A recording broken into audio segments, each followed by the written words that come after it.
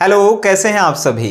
पूरा उम्मीद और विश्वास है कि आप सभी स्वस्थ हैं, मस्त हैं और अपनी परीक्षाओं की तैयारी में ज़बरदस्त तरीके से लगे हुए हैं।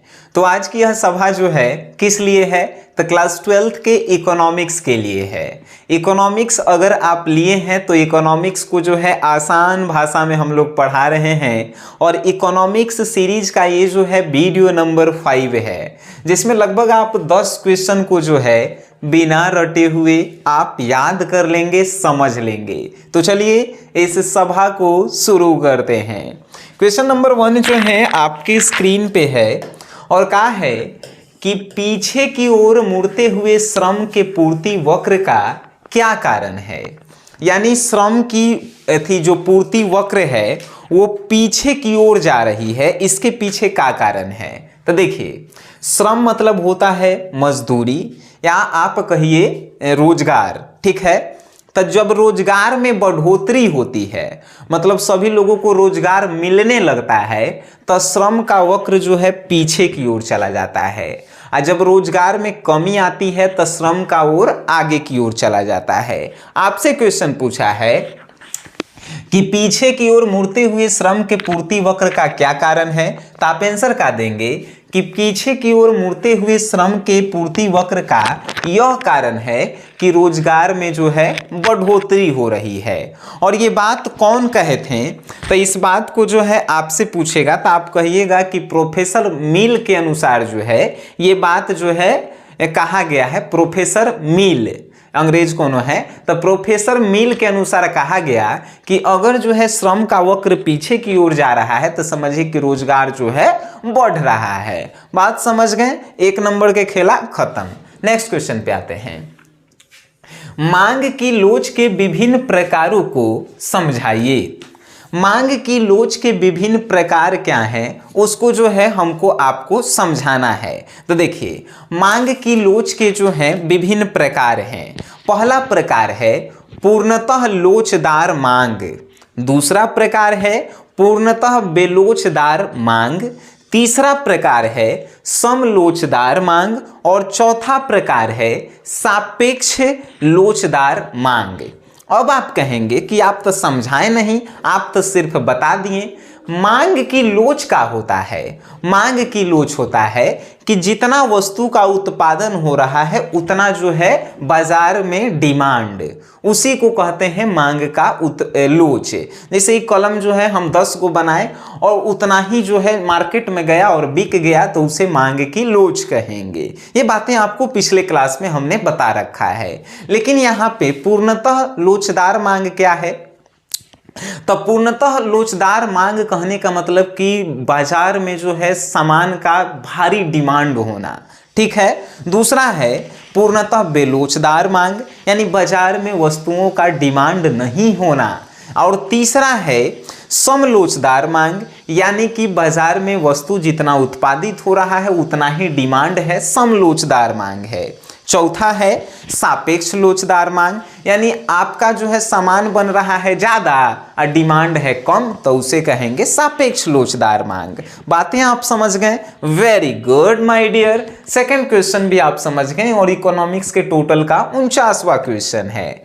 अब आप कहेंगे सर इसके नोट्स कहाँ मिलते हैं, हमको तो आज तक मिला नहीं। भाई हम आपको पहले भी वीडियो में बताए हुए हैं कि आपको जो है एक एप्लीकेशन डाउनलोड करना है जिसका नाम है SGS क्लासेस, जिसे आप ऐप के नाम से जानते हैं।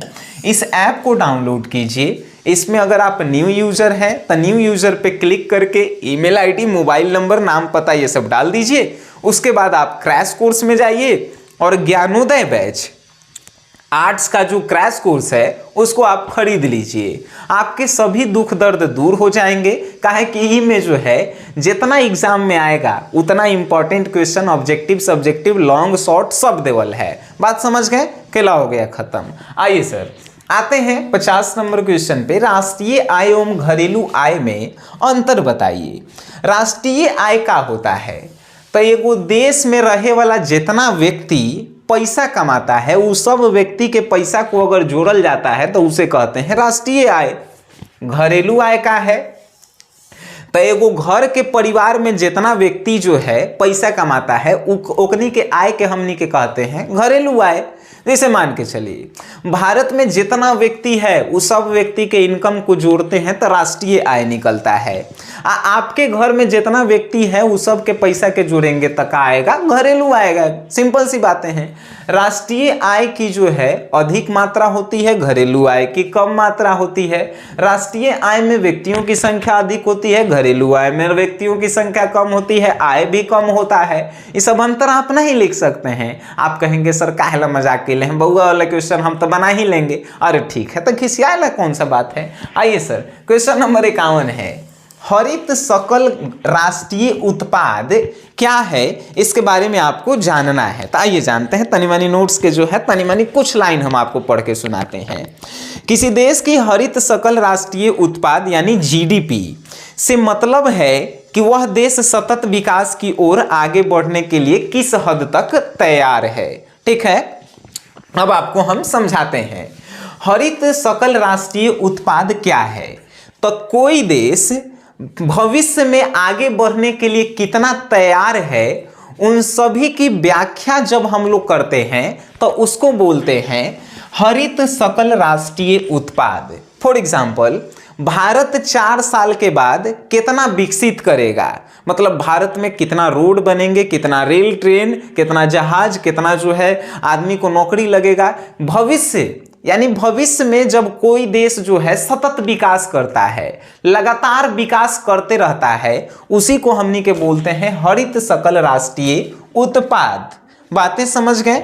यानी विकास करने के लिए जो भी देश में जो है चीजें बनाई जाती है उसे ही आप कहेंगे हरित सकल राष्ट्रीय उत्पाद यानी जीडीपी। बातें समझ गए। गुड बालक। Next question on your screen, ऐच्छिक और अनैच्छिक बेरोजगारी में अंतर बताइए। ऐच्छिक और अनैच्छिक बेरोजगारी में निम्नलिखित अंतर है। एक तरफ आप ऐच्छिक लिख दीजिए और दूसरी तरफ अनैच्छिक लिख दीजिए।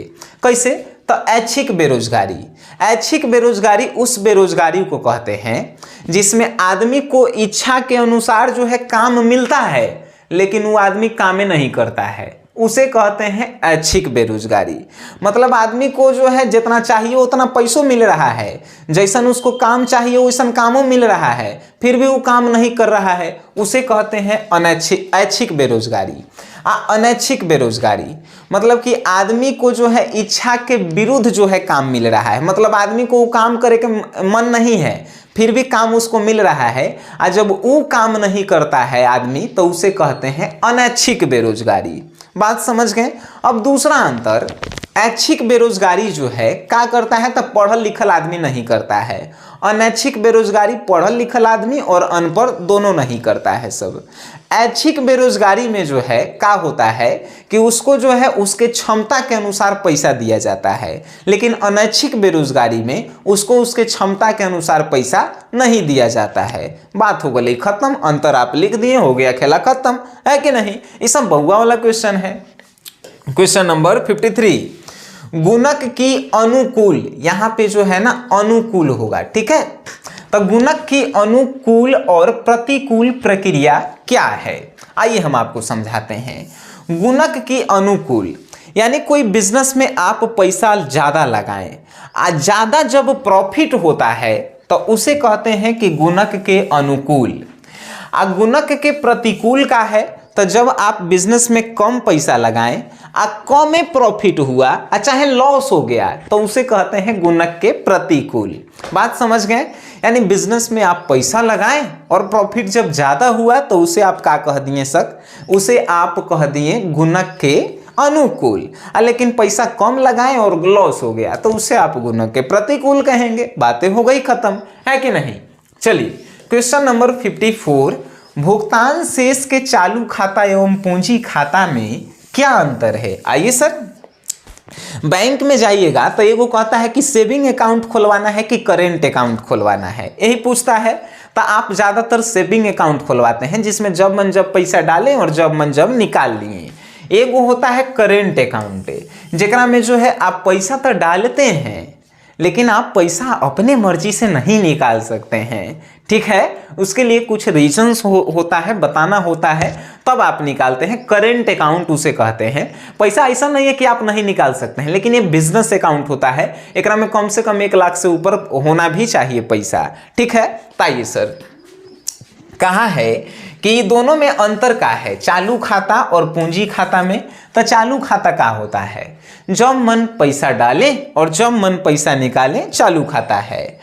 इसमें जो है बिजनेस अकाउंट है, जिसमें जो है लगातार पैसा डाला जाता है, एक निश्चित समय पे निकालते हैं हम लोग जरूरत पड़ने पर। चालू खाता जो है किसी भी बैंक में या किसी भी जो है व्यक्ति के द्वारा खोला जा सकता है, लेकिन पूंजी खाता जो है सिर्फ बिजनेसमैन लोग ही खोल सकते हैं, ठीक है। चालू खाता से जो है आप लेन देन जो है तुरंत कर सकते हैं, लेकिन पूंजी खाता से लेन देन आप तुरंत नहीं कर पाएंगे सर, ठीक है। ये अंतर थी, आपने लिख लिया होगा, बातें हो गई खत्म। नहीं लिखा तो एसजीएस क्लासेस एप्लीकेशन किस लिए है भाई, है कि नहीं। चलिए सर नेक्स्ट है, बाजार कीमत पर सकल घरेलू उत्पाद तथा सकल राष्ट्रीय उत्पाद में क्या अंतर है। बाजार कीमत पर सकल घरेलू उत्पाद और सकल राष्ट्रीय उत्पाद में क्या अंतर है। आइए हम आपको बताते हैं कि बाजार कीमत पर जो है सकल घरेलू उत्पाद में क्या अंतर है। आइए समझिए। बाजार कीमत पर सकल घरेलू उत्पाद देश के घरेलू क्षेत्र में उत्पादित सभी वस्तुओं और सेवाओं के मौद्रिक मूल्य को बताता है, ठीक है। और राष्ट्रीय उत्पाद देश में सामान्य निवासियों द्वारा उत्पादित अंतिम वस्तुओं तथा सेवाओं का बाजारी मूल्य जो होता है, जिसमें शुद्ध विदेशी साधन आय भी शामिल होते हैं। आप कहेंगे सर पढ़ के सुना दिए, हमरा कौन समझ में आया। अरे तो समझा रहे हैं ना हम, है कि नहीं। देखिए बाजार कीमत पर सकल घरेलू उत्पाद का होता है। बाजार कीमत पर सकल घरेलू उत्पाद का मतलब है कि देश के अंदर जो है, देश के अंदर मतलब कि भारत है तो भारत के अंदर जितना भी 1 साल के अंदर वस्तु का उत्पादन किया गया है, बाजार में ले जाने पे उसका कीमत जितना होता है उसे हमनी के कहते हैं सकल घरेलू उत्पाद। और यहाँ देखिए सकल राष्ट्रीय उत्पाद का है, यानी देश में जितना लोग जो है सामान को बनाए हैं, मतलब उत्पादित किए हैं, अब विदेश से भी जो सामान आपके देश में आया है 1 साल के अंदर, उस सब का बाजार में जो कीमत होगा उसे आप कहेंगे सकल राष्ट्रीय उत्पाद। सकल राष्ट्रीय उत्पाद में विदेश के भी सामान होता है और देश के भी होता है, लेकिन सकल घरेलू उत्पाद में सिर्फ जो है देश का ही सामान होता है।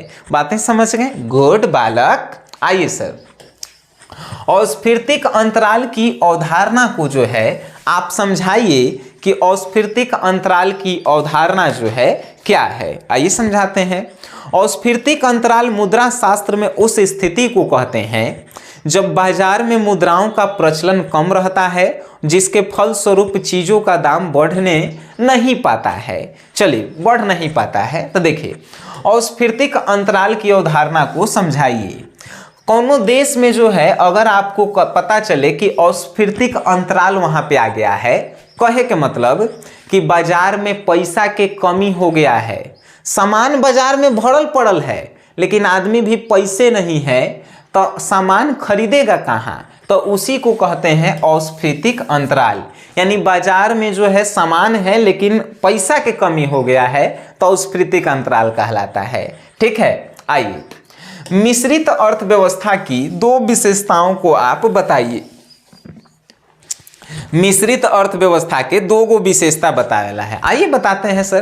पहली विशेषता कि इसमें सार्वजनिक एवं निजी दोनों क्षेत्र विद्यमान रहते हैं।